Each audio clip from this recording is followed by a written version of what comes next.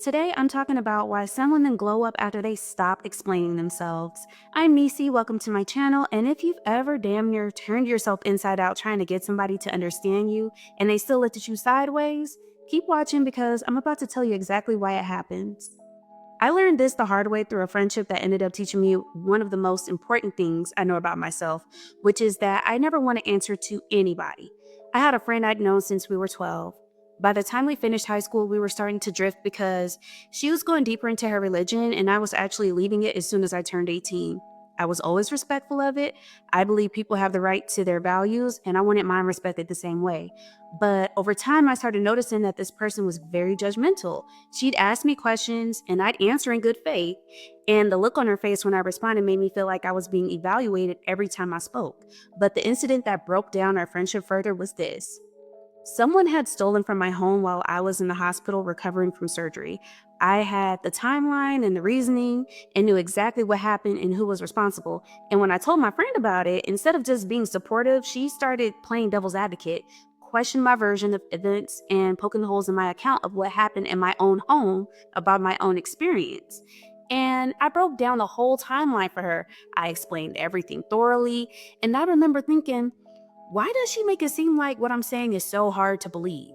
She didn't even know this person personally. All she knew was what I had told her, and I hadn't given her any reason not to trust me. But somehow I ended up questioning myself, wondering if there was something about me that came across as unbelievable or untrustworthy, questioning my own character, and asking myself why somebody wouldn't believe me when I said I'd been wronged. I felt completely destabilized because I was having a hard time processing not only the person that had wronged me, but the person that was supposed to be my friend who should have been supportive. I was talking to a therapist around that time, and when I told him what happened, he said something that changed my whole attitude. He said, "Stop explaining yourself to people." And it hit me because I realized my friend wasn't asking questions because she wanted to understand. She was asking because she wanted to find a reason not to believe me. There was no amount of explaining that was going to satisfy her because understanding was never the goal. And once I saw that, I couldn't unsee it. Needless to say, that person is no longer in my life. And I realized I had been holding on to the nostalgia of what the friendship used to be instead of seeing it for what it actually was. There is a version of seeking validation that most women don't even recognize as seeking validation because it doesn't look like insecurity. It looks like being considerate, communicative, and keeping the people around you informed. But a lot of the time, what's actually happening is you're looking for permission. You're explaining why you're single, why you're in the relationship you're in, why you don't want children or why you do, why you're changing careers, why you're spending money on yourself, why you're setting a boundary. And underneath all of that explaining is a belief that if you can just articulate it well enough, the people around you will finally approve. And once they approve, you can relax. But that approval almost never comes. And when it does, it doesn't last. The more you explain yourself, the more people start to feel like they have a say. When every decision you make comes with a detailed breakdown, people start treating your personal choices like a group project. Your friends and family weigh in, coworkers weigh in, people online, people who don't even know you that well. Suddenly, everybody has an opinion and they feel entitled to share it because you opened the door. And now you're not just living your life, you're managing a committee and defending choices you already made to people who weren't even involved in making them. That's exhausting. That's the part most people don't want to accept. Not everyone who asks you to explain yourself actually wants to understand you. Some people ask because they genuinely care, and those people are worth talking to, but a lot of people ask because they want access, influence over your decisions, ammunition, an opportunity to redirect you toward what they think you should be doing instead. No amount of explaining satisfies them because their goal was never understanding. Their goal was involvement. Once you recognize that, you stop performing clarity for people who were never confused. They knew exactly what they thought. They just wanted you to talk long enough to feel like they had a say. What a therapist helped me understand is that when you're constantly in the position of justifying yourself, all the mental and emotional weight of that process isn't going toward you. It's going toward managing other people's perceptions of you. And that is a significant drain. Think about what that time and mental space could go toward instead: your health, your fitness, a business you're trying to grow, rest, figuring out what you actually want.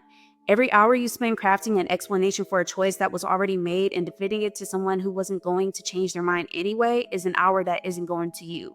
And stress from that kind of constant social management settles into your face, your posture, and how tired you look and feel. The women who seem the most at peace often aren't the ones who have life figured out. They're the ones who stop seeking permission for it. One of the hardest parts of this is accepting that some people in your life have been used to you explaining yourself, and they will not take it well when you stop. When you say, "This is what I've decided," and leave it there, people who are used to getting a full rundown from you are going to be confused. Some are going to push, and some are going to reveal exactly how much they are depending on your explanations to maintain influence over you. My own experience with this was that the moment I started saying no to explaining myself, the response from certain people told me everything I needed to know about why they wanted the explanations in the first place. Since then, I've kept the simple standard: if I want to add context to something, I do, on my terms, in my own time, to the degree I choose. But an explanation is not something I owe on demand. And the moment somebody acts like it is, I simply tell them no. No elaboration, no softening, no apology for the brevity. And the look on people's faces when that happens is something else, because they had a whole script for how the conversation was supposed to go, and I didn't follow it. That's what happens when you stop being predictable to people who were counting on your need for approval. The people who actually respect you don't need a dissertation for every decision you make.